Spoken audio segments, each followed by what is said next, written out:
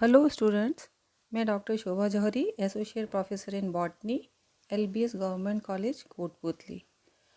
आज मैं MSc final botany के स्टूडेंट्स को उनके पेपर 10th में जो प्लांट टिश्यू कल्चर टॉपिक शामिल है उसमें सोमा क्लोनल वेरिएशन के बारे में बताऊंगी।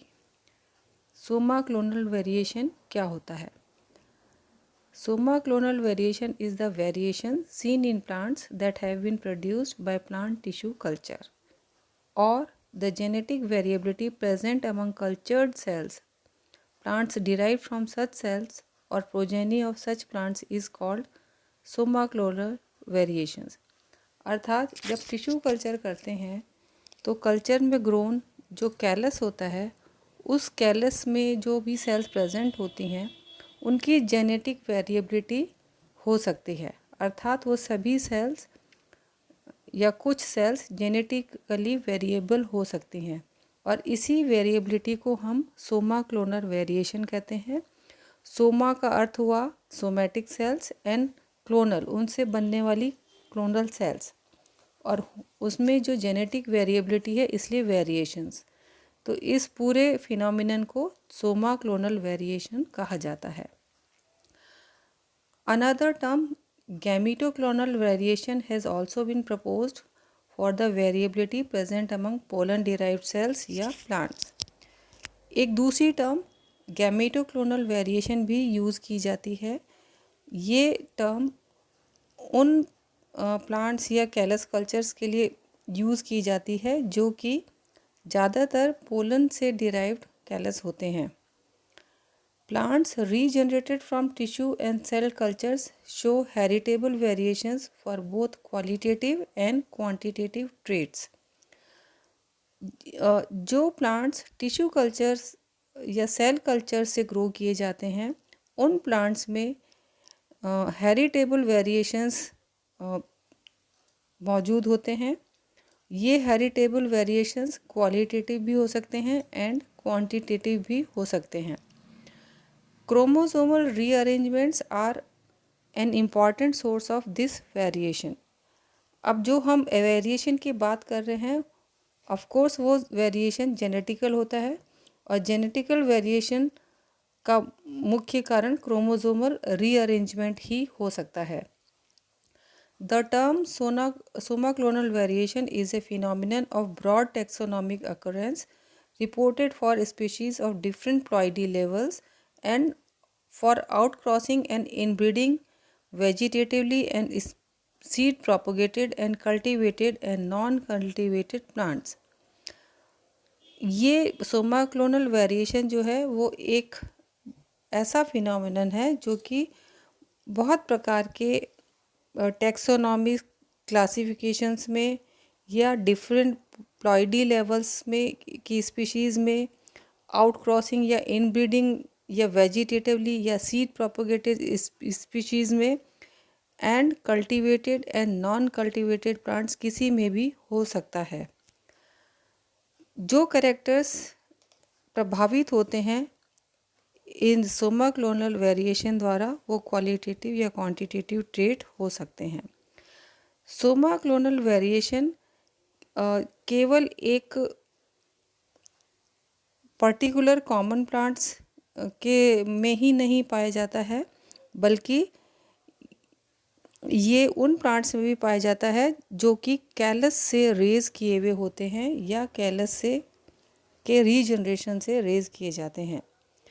The variations can be genotypic or phenotypic, which in the latter case can be either genetic or epigenetic in origin। ये जो वेरिएशन होते हैं ये जीनोटिपिक या फिनोटिपिक हो सकते हैं, अर्थात बाहरी लक्षणों में भी हमें दिखाई दे सकते हैं या जीनोटिपिक लेवल के हो सकते हैं। अगर ये फिनोटिपिक कैरेक्टर वेरिएशन शो करते हैं तो ये जेनेटिक या एपिजेनेटिक ओरिजिन के हो सकते हैं। Typical genetic alterations are changes in chromosome numbers. Chromosome number के चेंज होने से हम जो टर्म यूज़ करते हैं उसको हम कहते हैं पॉलीप्लॉइडी या एन्यूप्लॉइडी। क्रोमोसोम स्ट्रक्चर का अगर चेंज होता है तो वो structure translocation, deletions, insertions and duplications हो सकते हैं, या डीएनए सीक्वेंस में अगर चेंज होता है तो उसमें बेस म्यूटेशंस वो हो सकते हैं। अर्थात ये जो वेरिएशंस हैं ये जेनेटिक लेवल पे इतने प्रकार के हो सकते हैं। ए typical epigenetic related event would be gene methylation. Epigenetic related अगर कोई चेंज है तो वो जीन मिथाइलेशन हो सकता है। Molecular basis of Soma clonal variation. अब ये जो सोमा क्लोनल वेरिएशन है ये इसका मॉलिक्यूलर बेसिस क्या हो सकता है ये हमें देखना है। Soma clonal variation may arise due to any of the following events at molecular level. Soma clonal variation इन 8 प्रकार के वेरिएशंस के कारण हो सकता है। ये वेरिएशंस हैं, देखिए, changes in chromosome number and और स्ट्रक्चर, सेकंड है जीन म्यूटेशन, थर्ड पॉइंट है plasma gene mutation, then next point fourth is alternation in gene expression, fifth point is gene amplification, sixth point is mitotic crossing over, then seventh point is transposable element activation and eighth point is rearrangement in cytoplasmic genes. इन सभी events के कारण या इनमें से किसी भी एक इवेंट के कारण सोमा क्लोनल वेरिएशन पाया जा सकता है। Most mutants isolate from cell cultures में involve single gene mutation, then the mutant allele being either dominant और रेसेसिव। सेल कल्चर से अगर हम म्यूटेंट्स सेल्स को निकालें तो इनमें या तो सिंगल जीन म्यूटेशन हो सकता है, और ये सिंगल जीन म्यूटेशन या तो डोमिनेंट एलील के लिए या रेसेसिव एलील के लिए, किसी के लिए भी हो सकता है। कुछ केसेस में जीन एम्प्लीफिकेशन पाया जाता है। ये gene amplification has been reported in some variants, usually recovered through stepwise selection of plant cells in vitro.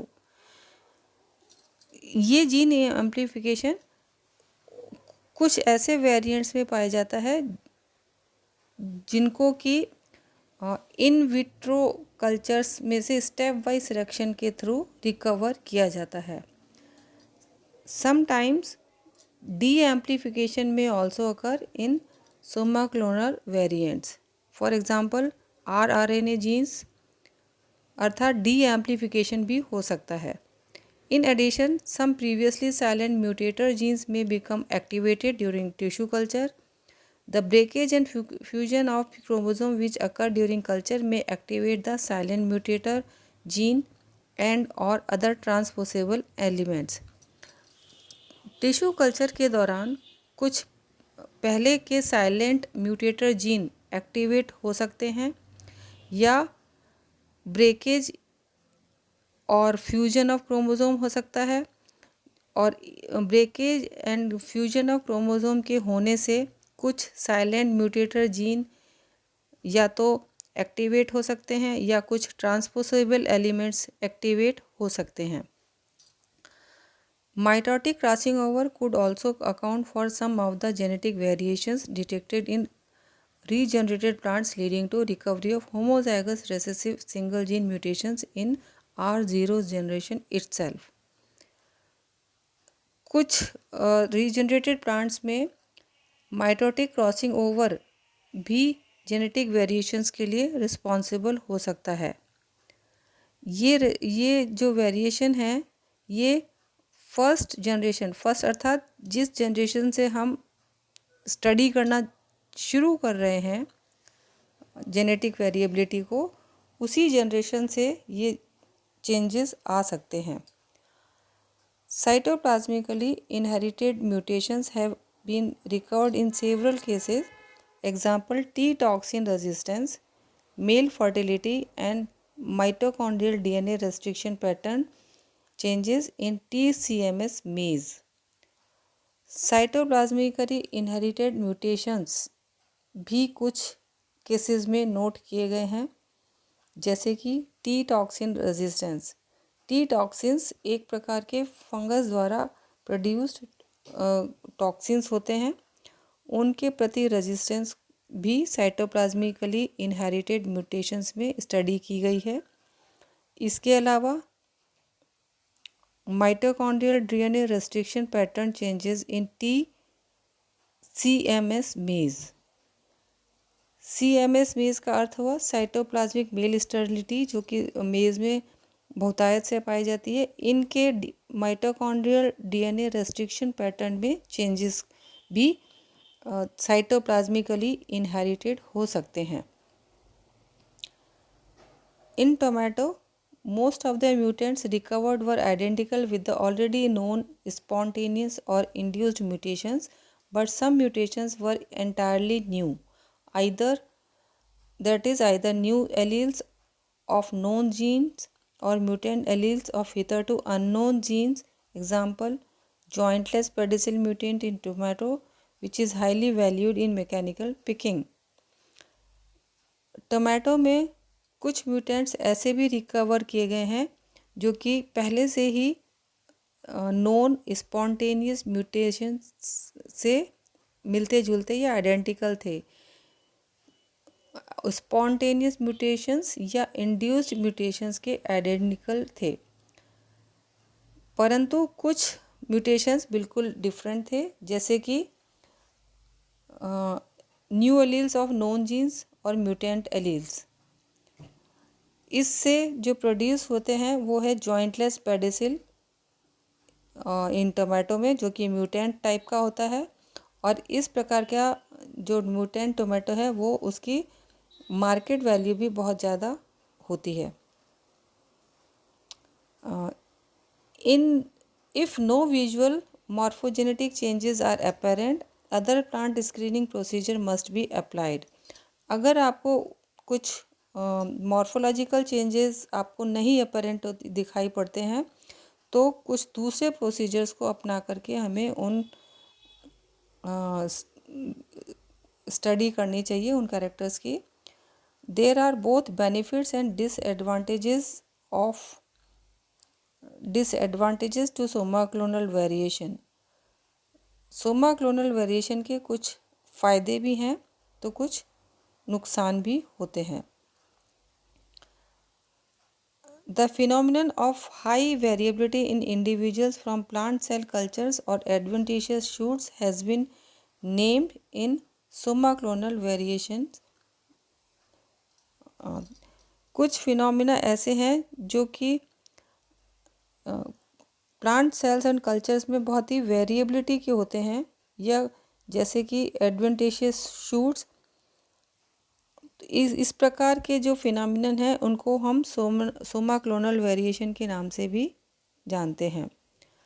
The major likely benefit of Soma clonal variation is a plant और crop improvement.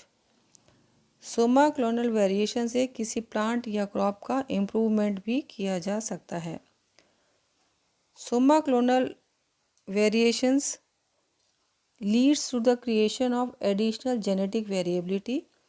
Characteristics for which soma clonal mutants can be enriched during in vitro culture include resistance to disease pathotoxins, herbicides, high salt concentration, mineral toxicity, and tolerance to environmental or chemical stress, as well as for increased production of secondary metabolites suitable for breeding of new species.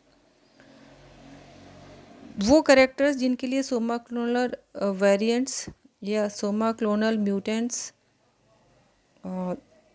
में जो characters पाए जा सकते हैं, वो characters हो सकते हैं पैथोटॉक्सिन्स डिजीज़ के प्रति रेजिस्टेंस या हर्बिसाइड्स के प्रति रेजिस्टेंस, हाई सॉल्ट कंसंट्रेशन के प्रति या मिनरल टॉक्सिसिटी के प्रति रेजिस्टेंस, या एनवायरमेंटल कंडीशंस या केमिकल स्ट्रेस के प्रति रेजिस्टेंस, या फिर सेकेंडरी मेटाबोलाइट्स के इंक्रीज्ड प्रोडक्शन जिसमें शामिल हो, ऐसा भी कुछ चेंज हो सकता है।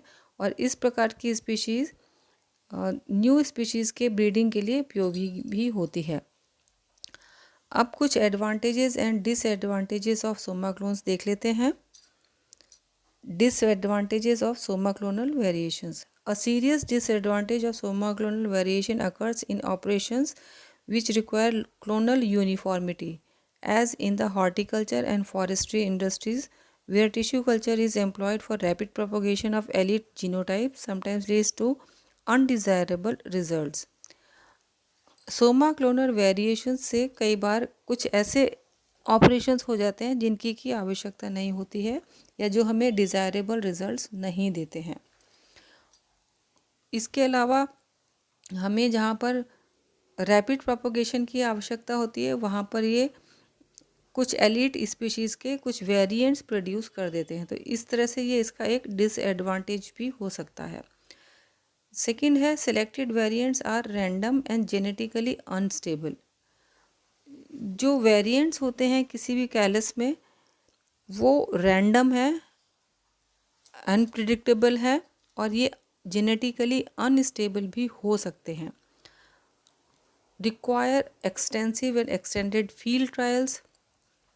सोमा क्लोनल वेरिएंट्स को हम स्टैंडर्डाइज करने के लिए बहुत अधिक समय, कई साल तक, बल्कि कुछ फील्ड ट्रायल्स भी करने पड़ते हैं। Not suitable for complex agronomic traits like yield, quality etcetera. Soma clonal variants कुछ एग्रोनॉमिक कैरेक्टर्स जैसे कि उत्पाद और क्वालिटी के लिए सूटेबल नहीं माने जाते हैं। May develop variants with pleiotropic effects. Soma clonal variants में कुछ प्लियोट्रॉपिक इफेक्ट भी हो सकते हैं। Reducing Soma clonal variation, Soma clonal variation से रिड्यूस भी हो सकते हैं। Different steps can be use to reduce Soma clonal variations भी कुछ स्टेप भी काम में लिए जा सकते हैं जिससे कि ये वेरिएंट्स रिड्यूस हो जाएं। It is well known that increasing number of subculture increases the likelihood of soma clonal variation. So the number of subcultures in micropropagation protocols should be kept to a minimum. Bar bar subculture करने से इन variants के produce होने की संभावना भी अधिक हो जाती है, तो इसलिए सोमा क्लोनल वेरिएंट्स कम प्रोड्यूस हो या कम से कम प्रोड्यूस हो उसके लिए नंबर ऑफ सबकल्चर्स को रिड्यूस कर देना चाहिए।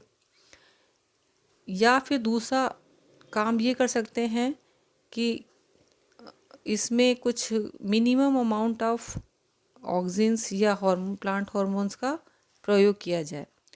रेगुलर री initiation of clones from new explants might reduce variability over time.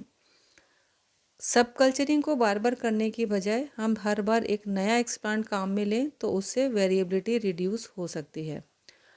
Another way of reducing soma clonal variation is to avoid 2,4-D in the culture medium, as this hormone is known to introduce variation.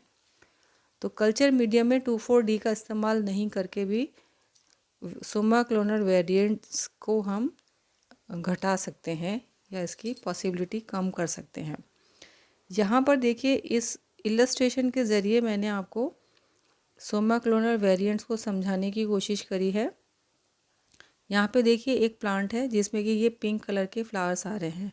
ये एक natural plant है। इसकी एक leaf को हमने यहाँ पे ले लिया है। ये यहाँ पर एक लीफ है और इस एक लीफ में से ये एक एक्सप्लांट लिया है और एक एक्सप्लांट हमने ये लिया है। तो ये हम ये मान लेते हैं कि इस वाले एक्सप्लांट में कुछ म्यूटेटेड सेल्स हैं और जबकि इस वाले एक्सप्लांट में नॉर्मल सेल्स हैं। अब इनको अगर हम यहाँ पे टिश्यू कल्चर कर रहे हैं, इनका कल्चर कर रहे हैं, तो ये देखिए यहाँ पे ये कैलस ग्रो हो गया है, यहाँ भी ये कैलस ग्रो हो गया है। अब ये देखिए कि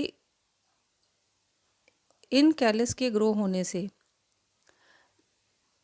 ये संभावना हो सकती है कि इसमें कुछ भी नए म्यूटेंट्स ना ग्रो हों, और दूसरी संभावना ये हो सकती है कि इसमें कुछ सेल्स ऐसी हों जिनमें कि म्यूटेशंस हो गए हों। इधर देख लेते हैं, यहाँ पर एक्सप्लांट विद नॉर्मल सेल, इसको अगर इसका हम इन विट्रो कल्चर करते हैं तो एक तो संभावना ये बनती है जिसमें कि पेरेंट टाइप का कैलस जनरेट हो, और दूसरी संभावना ये बनती है जिसमें कि कोई म्यूटेशन नहीं हो। तो देखिए नेक्स्ट जनरेशन में, यहाँ पर ये जो नेक्स्ट जनरेशन है इसमें देखिए अगर इस वाले कैलस से अगर हम प्लांट जनरेट करते हैं तो ये संभावनाएं बनती हैं, या तो बिल्कुल पेरेंट टाइप का प्लांट प्रोड्यूस हो सकता है, या इससे कुछ वेरिएंट प्रोड्यूस हो सकता है, या और भी वेरिएंट प्रोड्यूस हो सकता है। तो ये जो है ना जेनेटिकली ऑल्टर्ड प्लांट्स हो गए हैं। और जबकि इधर वाली सेल से अगर हम देखें, ये जो है न्यू म्यूटेंट सेल्स हैं, इससे इस प्रकार का प्लांट ग्रो कर सकता है। और ये जो यहाँ पे विदाउट म्यूटेशन वाला जो कैलस है, और इससे बिल्कुल पेरेंट टाइप का प्लांट ग्रो कर सकता है। तो देखिए यहाँ पर ये वाले जो प्लांट्स हैं ये जेनेटिकली ऑल्टर्ड प्लांट्स हैं, और जबकि इधर वाला जो प्लांट है ये एक नॉर्मल प्लांट है। तो इसमें ये दोनों प्रकार की संभावनाएं दिखाई गई हैं कि सोमा क्लोनल वेरिएशन पॉसिबल भी है, और कुछ संभावना ऐसी है कि इसमें अगर म्यूटेंट नहीं हो तो ये इस तरह से नॉर्मल प्लांट भी प्राप्त हो सकता है। तो स्टूडेंट्स, ये थी आज की जानकारी सोमा क्लोनल वेरिएशन के बारे में। Thank you.